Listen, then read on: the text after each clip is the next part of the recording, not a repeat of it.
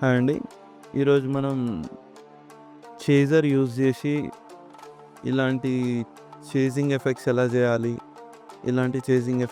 చేయాలి, లేదంటే ఇలాంటి బార్డర్స్ ఎలా చేయాలి, చేజర్ని యూజ్ చేసి చేజర్ 4.0 ప్లగిన్ని యూజ్ చేసి ఎలా చేస్తామో నేర్చుకున్నాం.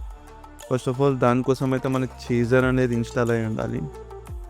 ఓకే, సో చేజర్ ఓపెన్ చేయగానే ఫస్ట్ ఆఫ్ ఆల్ ప్లెయిన్గా ఇలా వస్తుంది అనమాట. చేజర్లోని మనకు అవుట్పుట్లో ఏదైతే స్లైసెస్ ఉంటాయో, మన అవుట్పుట్లో తీసుకున్న స్లైసెస్, అవుట్పుట్ అడ్వాన్స్లో తీసుకున్న స్లైసెస్ ఏవైతే ఉంటాయో అవి డైరెక్ట్గా చేజర్లో రిఫ్లెక్ట్ అవుతాయి అన్నమాట. సో ఈ రిఫ్లెక్ట్ అయిన చేజర్లని మనం ఎఫెక్ట్ తయారు చేయాలి. ఎఫెక్ట్ ఎలా తయారు చేస్తామంటే, ఫస్ట్ ఆఫ్ ఆల్ ఇక్కడ సీక్వెన్స్ 1 అని ఉంది. ఇలా ఈ సీక్వెన్స్ 1లో నేను ప్రోగ్రామింగ్ అయితే చేద్దాం అనుకుంటున్నాను అనమాట.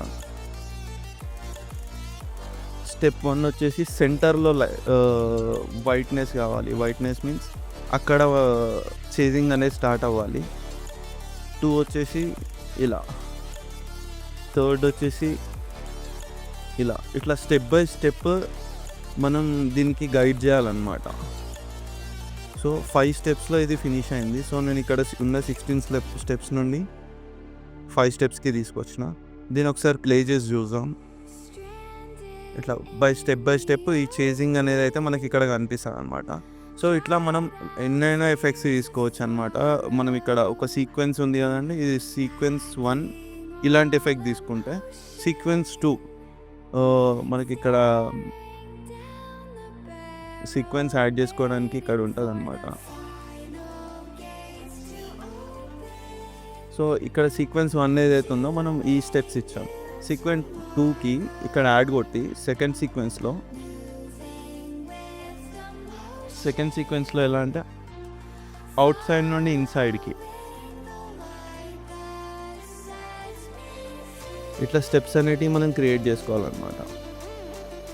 దీంట్లో 6th స్టెప్స్ అన్నీ వెళ్తా ఉన్నాం. సో ఇట్లా డిఫరెంట్ స్టెప్స్ అయితే నేను ఇక్కడ క్రియేట్ చేసుకుంటున్నాను.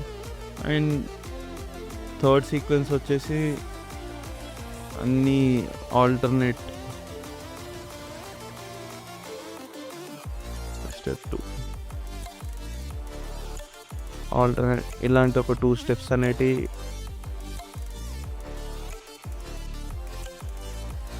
సో నేను ఇప్పుడు ఒక 3 సీక్వెన్సెస్ తయారు చేస్తున్నాను అనమాట. ఫస్ట్ వచ్చేసి సెంటర్ నుండి వైడ్ అవుతుంది, సెకండ్ వచ్చేసి వైడ్ నుండి క్లోజ్ అవుతున్నాను, థర్డ్ వచ్చేసి ఆల్టర్నేట్ అవుతుంది. సో ఇలాంటి 3 సీక్వెన్సెస్ క్రియేట్ చేసిన తర్వాత నేను దీన్ని మినిమైజ్ చేసుకుంటాను, లేదంటే క్లోజ్ చేస్తాను. చేసి దీంట్లో ఎఫెక్ట్స్లో చేజర్ తీసుకొని నేను ఆల్రెడీ డ్రాప్ చేసిన ఇక్కడ. సో చేజర్ అనేది తీసుకోవాలి. నేను ఇది క్లియర్ చేసి మళ్ళీ డ్రాప్ చేస్తాను. సో ఇక్కడ నుండి చేజర్ తీసుకొని ఇక్కడ డ్రాప్ చేశాను అనమాట. సో చేసిన తర్వాత నేను తీసుకున్న సీక్వెన్స్ 1, 2, 3 ఏదైతే ఉన్నాయో అవి నాకు బై డిఫాల్ట్ ఇల్లు వచ్చింది. కానీ మూమెంట్ ఏం అవ్వట్లేదు. మూమెంట్ అవ్వాలంటే ఇక్కడ స్టెప్స్ ఉంది కదండి, ఈ స్టెప్స్ని బీపీఎం సింక్ అయినా సరే, లేదంటే టైం లైన్లో వేయాలన్నమాట. సో స్టెప్ బై స్టెప్ మనకి ఇక్కడ ప్రివ్యూ ఇస్తుంది. సో మనకి బార్డర్ చూసారండి ఎట్లా మూవ్ అవుతుంది స్టెప్ బై స్టెప్. సీక్వెన్స్ 1లో మనం అక్కడ ఏదైతే ఇచ్చామో అట్లా స్టెప్పింగ్ అనేది మూవ్ అవుతుంది. సీక్వెన్స్ 2లో ఎట్లా ఇచ్చాం, వైడ్ నుండి క్లోజ్ అవుతుంది, వైడ్ నుండి క్లోజ్ అవుతుంది. సీక్వెన్స్ 3 ఎట్లా ఇచ్చాం, ఆల్టర్నేట్, ఈవెన్ ఆడ్ అట్లా. సో మనకి ఏంటంటే ఇట్లా ఎన్ని సీక్వెన్సెస్ తీసుకుంటే అన్ని సీక్వెన్సెస్ ఇక్కడ వస్తాయన్నమాట. సో దీంట్లో ఇప్పుడు డైరెక్ట్ ఓన్లీ ఈ ఏదైతే బ్యాక్గ్రౌండ్ ఇస్తాను, బ్యాక్గ్రౌండ్ చూడండి ఆల్టర్నేట్గా ఎట్లయితే జంప్ అవుతుందో అలా కాకుండా మనకి చేజింగ్ అనేది వైట్నెస్లో జంప్ అవ్వాలి. వైట్నెస్లో జంప్ అవ్వాలంటే ఈ చేజర్తో పాటు మనం ఒక సాలిడ్ కలర్ని వేయాలన్నమాట. Solid colour. సో ఈ సాలిడ్ కలర్ తీసుకొచ్చేసి ఎప్పుడైతే నేను సాలిడ్ కలర్ వేసానో ఆ సాలిడ్ కలర్ అనేది ప్రివ్యూ అవుతుంది, చూసారా. సో ఏంటంటే ఇక్కడ ఎలాంటి కలర్ మెన్షన్ చేస్తే ఆ కలర్తో చేంజ్ అవుతుంది అనమాట. సో దీనికి మనం ఒక షార్ట్ కట్ని అసైన్ చేసుకొని మనం దీన్ని ఒక బటన్ పైకి తీసుకున్నాం. First of all shortcuts మెన్యూలో వెళ్ళి ఎడిట్ కీబోర్డ్లో వెళ్ళి చేజర్కి నేను జీని అసైన్ చేస్తున్నాను. పియానో ఇన్వర్ట్ ఇంకా ఆన్లోనే ఉంది. అండ్ సాలిడ్ కలర్కి కూడా సేమ్ జీనే అసైన్ చేశాను. ఈ రెండింటికి సేమ్ బటన్ అసైన్ చేయడం వల్ల ఎఫెక్ట్ అనేది 2 ఒకటేసారి వస్తాయి అన్నమాట. సో దానికోసమని మనం రెండిటికి ఒకటే బటన్ అసైన్ చేస్తాం. ఇది షార్ట్కట్ అసైన్ చేసే తర్వాత స్టాప్ కొడుతున్నాను అండ్ చేజర్ని సాలిడ్ కలర్ని మ్యూట్ చేశాను. సో ఇప్పుడు నేను ఎప్పుడైతే జీ బటన్ని ప్రెస్ చేసి పట్టుకుంటానో ఇట్లా చేజింగ్ ఎఫెక్ట్ అనేది కనిపిస్తుంది. ఈ చేజర్లో సీక్వెన్స్ 2 సేమ్ అదే జీ బటన్కి సీక్వెన్స్ 1 సీక్వెన్స్ 2 ఏదంటే అది పెట్టుకోవచ్చు అనమాట. దాని స్పీడ్ని ఇక్కడ మనం కంట్రోల్ చేసుకోవచ్చు, లేదంటే బీపీఎం పైన ఇస్తే బీపీఎంకి అకార్డింగ్ మూవ్ అవుతుంది. ఓకే, ఆ బీపీఎం పైనకి ఎట్లా షిఫ్ట్ చేయాలి అంటే ఈ స్పీడ్ ఉంది కానీ ఈ స్టెప్స్ దీంట్లో టైం లైన్ కాకుండా బీపీఎం సింక్ అనేది పెట్టుకోవాలి. చాలా మట్టుకు టైం లైన్ యూజ్ చేస్తారు, కొందరు ఇష్టం బీపీఎం యూజ్ చేసే వాళ్ళు బీపీఎం యూజ్ చేస్తారు. సో వాళ్ళ అవసరాన్ని తగ్గట్టు ఇక్కడ స్టెప్పింగ్ అయితే పెట్టుకోవాలన్నమాట. టైం లైన్కి అయితే ఈజీ అడ్జస్ట్మెంట్స్ ఉంటాయి, బీపీఎంకి అయితే మళ్ళీ ఇక్కడ బీపీఎంకి రిలేటెడ్ అడ్జస్ట్మెంట్స్ చేయాల్సి వస్తుంది. సో అట్లా మనం ఏం చేసినా మనకి కన్వీనియంట్గా ఎట్లుంటుందో చూసుకొని చేయాలన్నమాట. సో ఇది చేజింగ్ గురించి.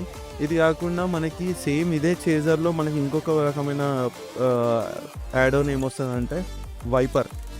ఈ వైపర్లో కూడా మనకు చేజర్లో ఉన్న సీక్వెన్సెస్ యాజ్ రిఫ్లెక్ట్ చేస్తాయి అన్నమాట. దీంట్లో కూడా స్టెప్ని నేను టైం లైన్ పెట్టిన. సో వైపర్ ఎట్లా పనిచేస్తుంది అనేది మీకు ఇప్పుడు చూపిస్తాను.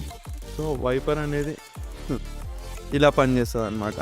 సో దానికి రిలేటెడ్ సెట్టింగ్స్ ఇక్కడ చిన్న చిన్న సెట్టింగ్స్ ఉంటాయి, మీరు ఎట్లా అంటే అట్లా అడ్జస్ట్మెంట్స్ చేసుకోవచ్చు మీ కన్వీనియంట్కి తగ్గట్టు. సో ఇట్లా మీ కన్వీనియంట్కి తగ్గట్టు సీక్వెన్సెస్ కానీ డిలేస్ కానీ ఏదైనా అరేంజ్ చేసుకొని కొంచెం స్పీడ్ని అడ్జస్ట్మెంట్ చేసుకొని మీకు షోకి ఎలాంటి స్లైసెస్ రిక్వైర్మెంట్ ఉంటుంది దాన్ని బట్టి మీరు చేసుకోవచ్చు అన్నమాట. సేమ్ అదే స్లైసెస్ ఇక్కడ రిఫ్లెక్ట్ చేస్తే అదే సీక్వెన్సెస్ ఇక్కడ రిఫ్లెక్ట్ చేస్తుంది. సో ఇట్లా మనం ఈ చేజింగ్ ఎఫెక్ట్లు అయితే క్రియేట్ చేస్తాం. అండ్ చేజింగ్ ఎఫెక్ట్తో పాటు దీంట్లో ఇంకొక అడ్వాంటేజ్ ఫీచర్ ఏంటంటే అవుట్లైనర్ కూడా సేమ్ ఎఫెక్ట్లోనే వస్తుంది. అది కూడా చేజర్తో పాటే ఫ్రీగా ఇన్స్టాల్ అవుతుంది. చేజర్తో పాటే అవుట్లైనర్, వైపర్, డిలే సంథింగ్ ఇట్లా కొన్ని ఫీచర్స్ అయితే లేటెస్ట్ అప్డేట్లు వచ్చినాయి. సో అవుట్లైనర్ ఏం లేదండి, కంప్లీట్ మనకి ఈ అవుట్లైన్ బార్డర్ ఏదైతే మనం ముందు యూజ్ చేస్తున్నానో అట్లా ఈ బార్డర్ అయితే వస్తుంది అన్నమాట. సో ఈ బార్డర్లో మనం చిన్న చిన్న చేంజెస్ చేసుకొని దీన్ని మూమెంట్స్ చేసి దాని కౌంట్ని పెంచి ఇట్లా దీని కలర్ని చేంజ్ చేసి మన ఎట్లా కన్వీనియంట్ ఉంటే అట్లా, సో అలాంటి కలర్స్తో అట్లా మనం ప్లే చేయవచ్చు అనమాట. ఈ చేజర్లో ఇంకా అడ్వాంటేజ్ ఏమంటుందంటే వన్ స్టాప్ సొల్యూషన్ చేజర్ అనేది. బార్డర్కి యూజ్ అవుతుంది, చేజింగ్కి యూజ్ అవుతుంది, ఇంకా వైపింగ్ మంచి ఫీల్ గుడ్ ఎఫెక్ట్ ఇస్తుంది అనమాట మనకి ఎప్పుడైనా సరే చేజర్ అనేది. సో ఇది కాకుండా ఇదైతే కంప్లీట్గా చేజర్ గురించి. మనం ఎఫెక్ట్స్లో ఇందులో చూసుకుంటే మనకి different kind of effects create చేయొచ్చు అనమాట. ప్రతి సీక్వెన్స్లో ఒక్కొక్క కైండ్ స్టెప్పింగ్ తీసుకొని స్టెప్స్ వీటిని అయితే స్టెప్స్ చూపిస్తాను.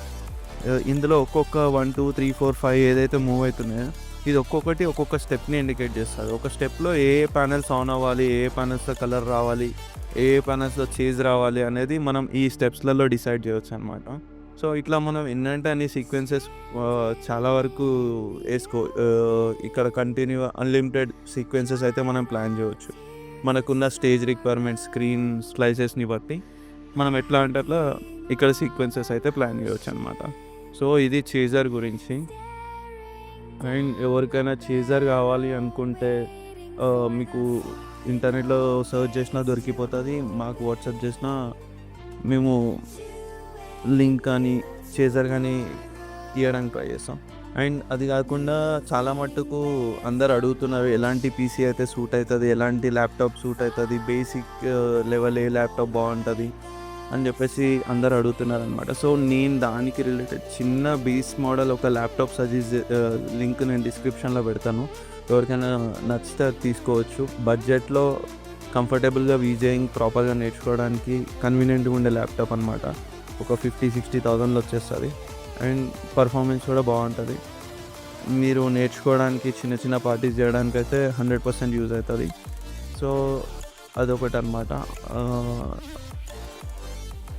మీకు ఏదైనా డౌట్స్ ఉన్నా నెక్స్ట్ ఏ సబ్జెక్ట్ మీద ఎలాంటి వీడియోస్ చేయాలని అనుకున్న ఎలాంటి వీడియోస్ నేను చేయాలని మీరు అనుకుంటే డౌట్స్ కానీ ఏదైనా ఉంటే మీరు కమెంట్ కానీ వాట్సాప్ కానీ చేయండి. దాని మీద నెక్స్ట్ వీడియోస్ చేయడానికి ట్రై చేస్తాను. Okay, thank you.